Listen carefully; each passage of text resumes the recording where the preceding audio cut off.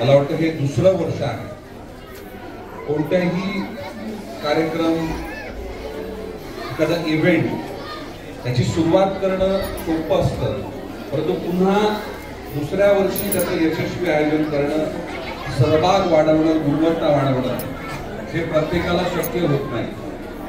समाजामध्ये शासनाच्या माध्यमातून, महानगरपालिकेच्या माध्यमातून खेळ प्रकारांचं आयोजन केलं जातं, परंतु जी आता सध्याची पिढी आहे, जी आता मोबाईलमध्ये व्यस्त आहे, जी कम्प्युटरमध्ये व्यस्त आहे, आई वडिलांच्या मुलांकडून खूप अपेक्षा आहेत, परंतु त्या शैक्षणिक गोष्टींकरता जास्त आहेत. त्यामुळे तो मुलगा खेळायला गेला नाही तरी चालेल, दिवसातले मुलांचे खेळाचे तास कमी केले जातात आणि अभ्यासाचे त्रास वाढवले जातात. आणि एक न करता एक वेगळा असा दबाव मुलांमध्ये निर्माण होतो, प्रेशर निर्माण होतं आणि मुलं बोलत नाही आणि सातत्यानं अभ्यास, आई वडिलांच्या न झेपणाऱ्या अपेक्षा आणि मुलांची इतर वर्गातील मुलांची केलेली तुलना ही मुलांमध्ये प्रेशर क्रिएट करते. काही पालकांना ते कळतं, काही पालकांना ते कळत नाही आणि हे प्रेशर रिलीज करण्याकरता मुलांच्या कला गुणांना वाव मिळाला पाहिजे आणि ते वातावरण आपल्या अंगणामध्ये, आपल्या वॉर्डमध्ये, आपल्या परिसरामध्ये निर्माण झालं पाहिजे. प्रत्येक मुलगा अभ्यासात हुशार असेल असं नाही. एखादा मुलगा खेळामध्ये चांगला असतो, एखादा मुलगा कलेमध्ये चांगला असतो. ज्या क्षेत्रामध्ये मुलांना त्याचं करिअर करायचं आहे त्या क्षेत्राचं प्लॅटफॉर्म त्याला निर्माण करून दिलं पाहिजे. सर्व खेळ प्रकार असले पाहिजेत. एखादा तबला वादक आहे तर तबल्याची देखील कॉम्पिटिशन झाली पाहिजे. एखादा गिटार वाद्यक आहे त्याची गिटारची देखील कॉम्पिटिशन झाली पाहिजे.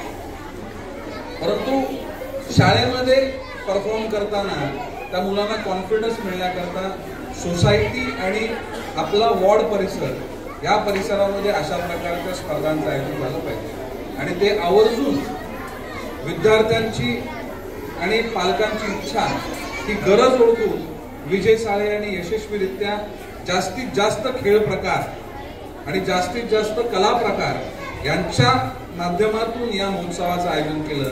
त्याबद्दल विजयचं मी मनापासून अभिनंदन करतो. आणि पालकांना मी विनंती करेन की तुम्ही मुलांमधली क्षमता वाढली पाहिजे, परंतु मुलांची क्षमता आपण ओळखा.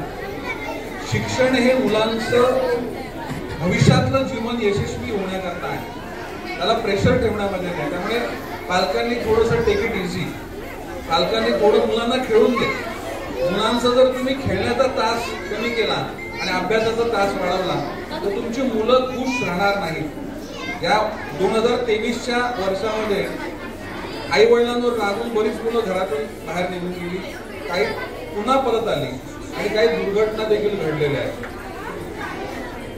काउन्सिलिंग करायची गरज ही मुलांची नाही तर पालकांची आहे. त्यांना खेळण्याकरता, खुश राहण्याकरता त्यांना आपण वाव दिला पाहिजे, माफक अपेक्षा ठेवल्या पाहिजे, शिस्त पाहिजे, अभ्यास केला पाहिजे, परंतु त्यांची तुलना दुसऱ्या मुलांची नको.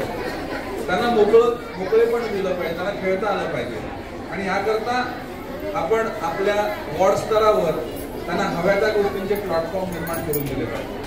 मुलंही मोबाईलपेक्षा जास्त ग्राउंडमध्ये दिसली पाहिजे खेळताना, मुलं स्टेजवर परफॉर्म करताना दिसली पाहिजे आणि त्याकरता तसं वातावरण निर्माण करणं हे आता गरजेचं आहे. पूर्वी शिक्षणाची गुणवत्ता बघून शाळा ठरवली जायची, परंतु आता काही पालक मुलांना खेळायला मिळते का, मुलांना खेळण्याकरता त्या शाळेमध्ये cricket, football, kho kho, kabaddi, athletics अशा स्पर्धांचं आयोजन केलं जातं का, हे देखील पालक बघत असतात. पालकांचं देखील खेळाच्या विषयी, कलेच्या विषयी अवेअरनेस वाढलेला आहे आणि हेच प्लॅटफॉर्म मुलांना पुढे त्यांना शहर स्तरावर, राज्य स्तरावर, जिल्हा स्तरावर, इंटरनॅशनल, नॅशनल स्तरावर खेळण्याकरता मदतगार ठरतात. त्यामुळे विजय, तुझं हे सर्व खेळ प्रकारांचं आयोजन केलं आहे, तुम्ही मनापासून कौतुक करतो. आता मी खेळताना बघितलं की लहान मुलं तर खेळत आहेत आणि मुलाबरोबर आजोबा देखील खेळतात. कारण शालेय जीवनामध्ये त्यांना कधी शाळा पूर्ण झाली कळलं नाही, जबाबदाऱ्या आल्या, लग्न झालं आणि नोकरी नोकरी नोकरी करत बसले. 60 वर्षानंतर रिटायर झाले.